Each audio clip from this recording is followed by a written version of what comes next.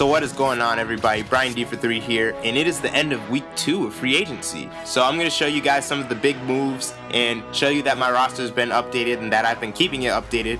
So let's get started.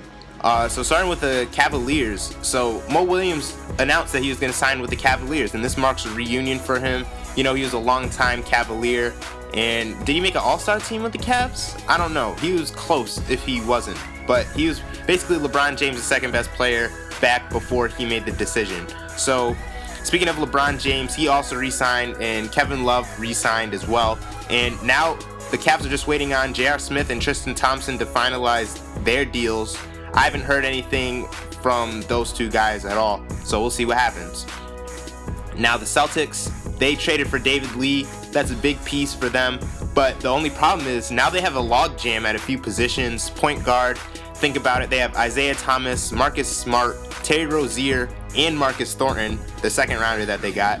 And at power forward, they have Amir Johnson, Jared Sullinger, and David Lee. So we'll see how all that is going to work out for the Celtics. You know, they were a playoff team, so hopefully they'll figure it out. Danny Ainge is a smart guy.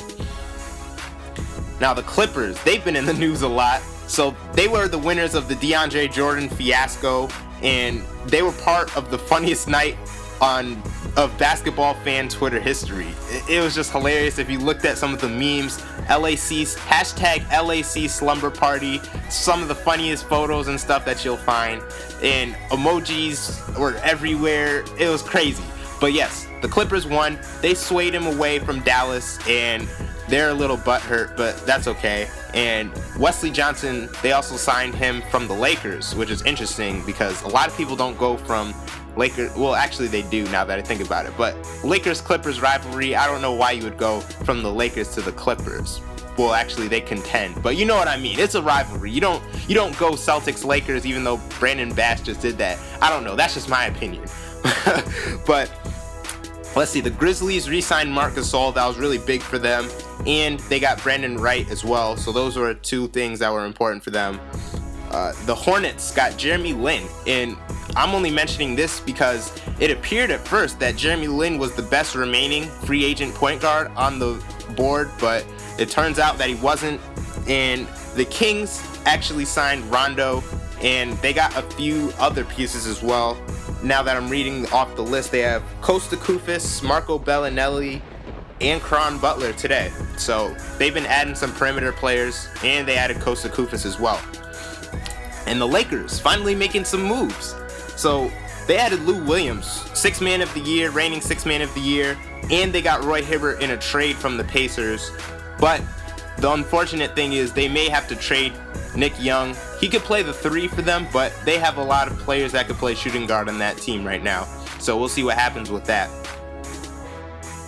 The Mavericks just added Zaza Pachulia recently, and actually a few minutes ago, I heard that the Nets just bought out Deron Williams' contract, which means Deron Williams, he wanted to sign with the Mavericks. So he's going to be a Mav, and he's going to be their point guard. Remember I was talking about that hole that they need to fill at point guard with the DeAndre Jordan thing, even though they lost DeAndre Jordan. But Deron Williams could be that guy. He may not be that guy. I don't know which Deron Williams is going to show up. I don't know if we're going to see 2010 Deron Williams or if we're going to see 2013 Deron Williams. Those are two completely different players. Next team, the Spurs. They've been in the news a lot too. So David West signs for the veterans minimum, which is like $1.4 million, and he turned down $12 million from the Pacers so he can contend for a championship, be part of that special team. And speaking of that, Manu Ginobili is coming back as well, so that's very big for them. They're looking like the title favorites right now. We'll see what happens with the Cavaliers if they can get Tristan Thompson and J.R. Smith back.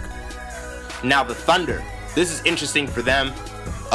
Enes Kanter was offered a max sheet by the Portland Trailblazers, but luckily he's a restricted free agent, and Sam Presti has already announced that they're going to match whatever other teams offer him. So he looks like he's going to stay Oklahoma City Thunder for some time. Looks like a 5-year deal, I think.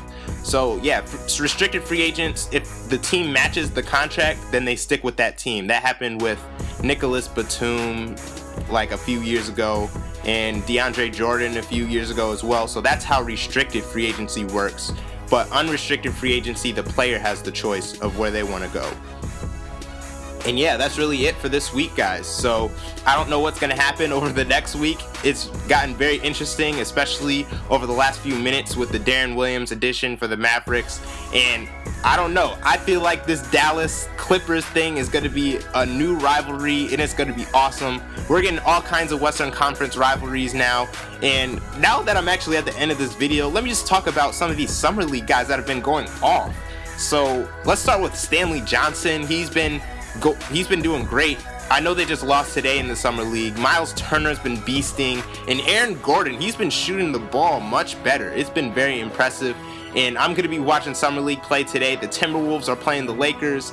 D'Angelo Russell versus Karl Anthony Towns. You know I got to watch that, so I hope you guys watch that as well. It's going to be on NBA TV. I'm sure you can find a stream somewhere if you don't have it. But anyway, guys, it's been Brian D for 3. I'll catch you guys later. Peace.